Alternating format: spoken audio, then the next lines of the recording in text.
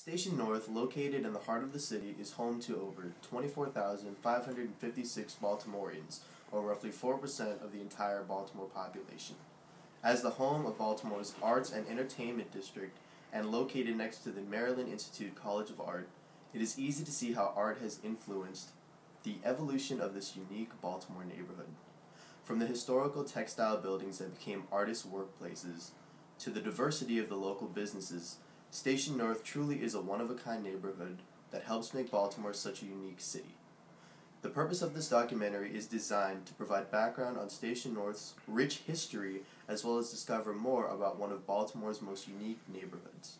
Ben Stone, Executive Director of Station North Arts and Entertainment, provides some insight into the development of the neighborhood that continues to progress under his leadership and vision. So what kind of works have you done when you were a city planner? Like what projects did you work on? I worked in, if you look at the map, the area that says Middle Branch, so there's the Inner Harbor. Some of you guys are somewhat familiar with Baltimore City layout, but the Inner Harbor is the harbor that snakes up kind of right in the middle of the map, and then to the lower left of that is an area that says Middle Branch. That is the other Inner Harbor. It's kind of the back harbor. There's a highway, 2 highways built over it. It's going through a lot of changes now, so I worked largely in that part of the city. There's a lot of development plans down there, and people are saying it's going to be the new harbor, it'll be the green harbor, it'll be a more sustainable kind of development. It's moving along very slowly because of the economy, but I worked on a number of different projects down there, and I worked in this area as well. So demographically, what changes have you seen? Like, how did it start out? What's it like now? Mm-hmm. In Station North? Yes. It hasn't changed as much as a lot of people think.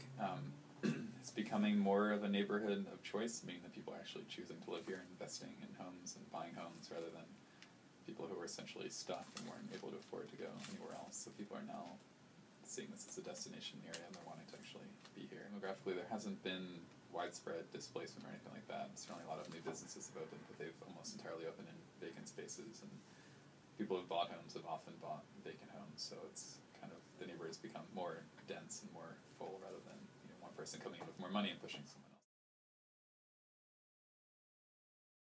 But a lot of people work together because so many of the businesses here are run in a grassroots kind of way, and there's one guy or one woman or one person or 3 people who run a business. They kind of have to rely on each other, and you wouldn't necessarily know this if you didn't know everybody, but if you come here at nighttime, you see people running back and forth between bars to borrow a bag of ice, and simple neighborly things like that. Right. And a lot of times, especially for holidays like Halloween or something like that, different bars will collaborate. Everyone's different. It sort of depends. A lot of residents are in public housing or assisted housing, so that's a different situation. You don't have as much control over where you live if you're in that situation.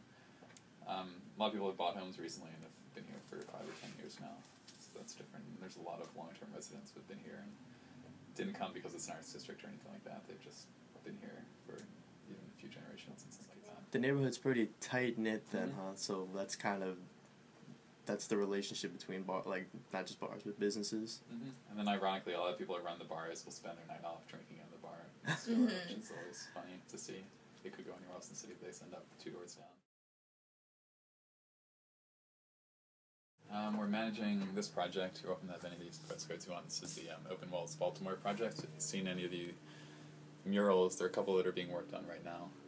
We have about, I think we're up to 8 that are finished. We're doing about 23 giant, large-scale murals over the next 4 or 5 weeks. Been working on it for about a month so far. So that's a huge, almost $100,000 project that we're managing, and it's taking up a lot of time in this area. We work with developers who are interested in acquiring buildings and rehabbing buildings and try to come up with great ideas for them and partner them with different people who are looking for space. We do a million other things, but that's kind of many hats, huh? Summary, yeah. Where do you see Station North in maybe 5 to 10 years? Probably around the same dynamic as it is right now. And do you see any growth coming in? Oh yeah, absolutely. I think the worldwide, I don't want to make predictions on the worldwide economy, but right. I think people smarter than me have said that things are starting to improve and will probably likely improve even more, which will be quite beneficial to this area. This is a part of the city where really fantastic plans were put together in 2007, 2008, and then the economy went straight down. But those plans still exist, and they're all sitting on the bookshelf over here. And so once people have money and people are more trusting of investors, or investors are more trusting of projects and of banks, etc., I think some of those projects will start to come together.